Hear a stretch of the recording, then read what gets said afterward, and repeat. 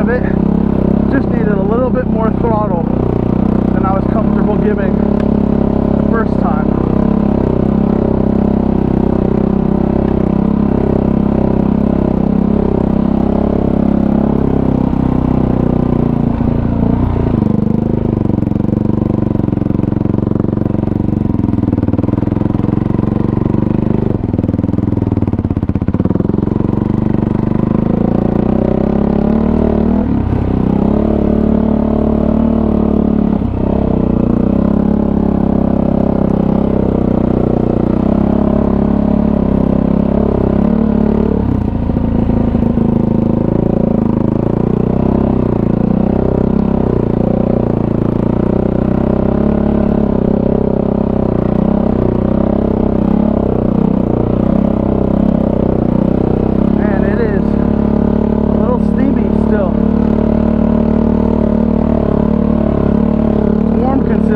Got like a 30-minute rainstorm.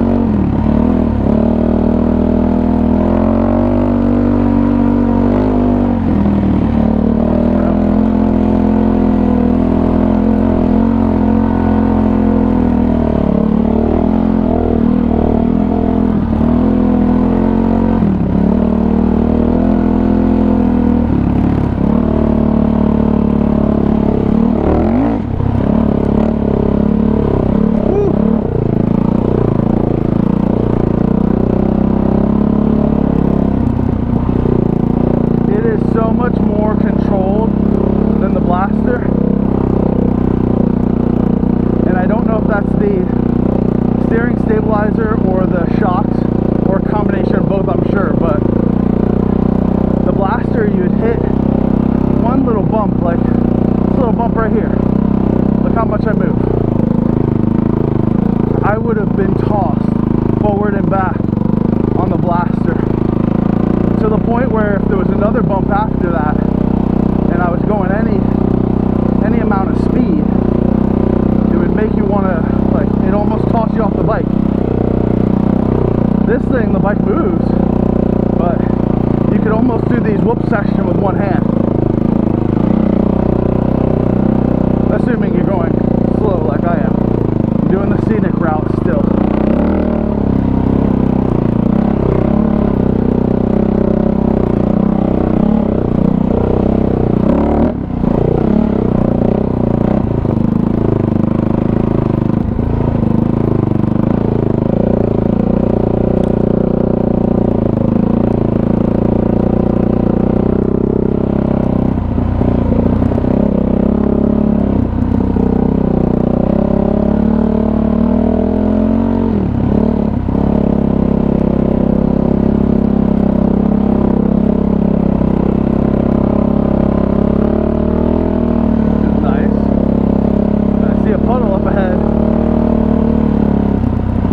Practice stopping anyway.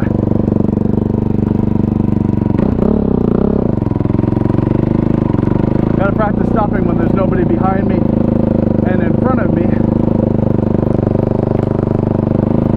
so I can make sure I do it when the time comes, if I need to. So for those of you that don't know, to practice stopping because neither one of my blasters that I had, or my dirt bikes for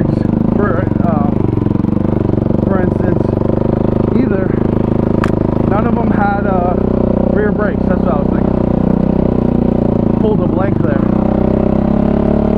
But yeah, none of them had rear brakes, so I haven't really gotten used to using it.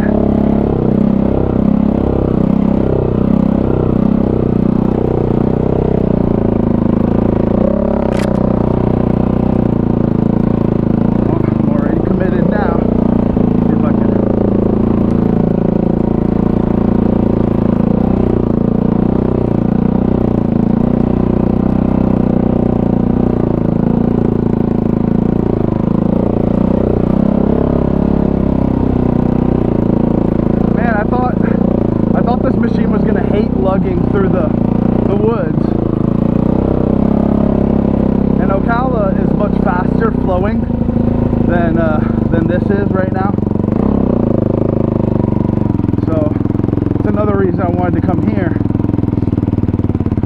because there's really no reason to rush through here.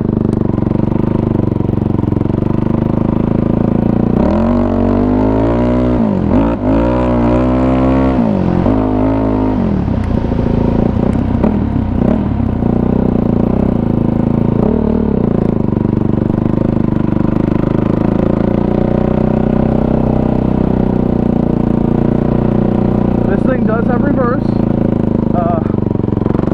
I only used it once in my garage to make sure that it worked.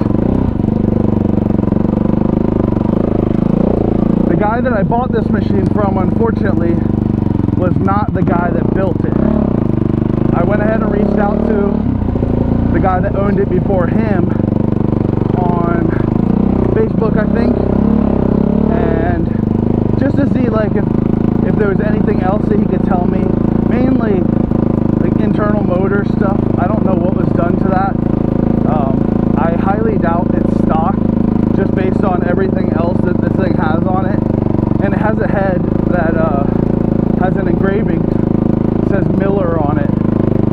So somebody did some work to the motor. I just don't know how far they went with it. So I reached out to the previous owner to hopefully get some insight on what was done, because I plan to keep this machine for a while. This thing's a beast, so, and I got a pretty good deal on it, so even if I have to put money into it a year from now fixing it up, it's not the end of the world, you know what I mean? But so far it seems to be performing really well.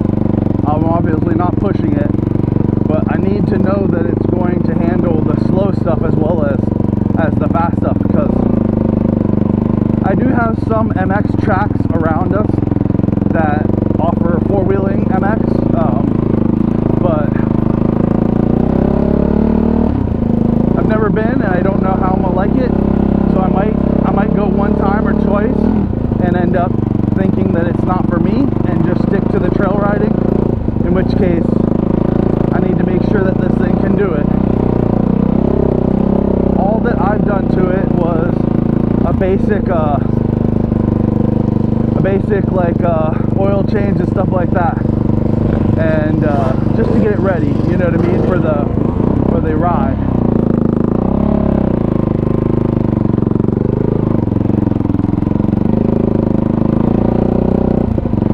Those guys had a really good rhythm going. They were moving along quite quickly compared to me, so I just pulled over. I mean, I could have gone to the left side and they could have gone to the right and it would have been fine, but I don't see a reason to do that kind of stuff. I see it done a lot in YouTube videos, and unless you're going fast as well and you have a rhythm going, there's no reason to just not pull over. Let them pick their line, you know what I mean?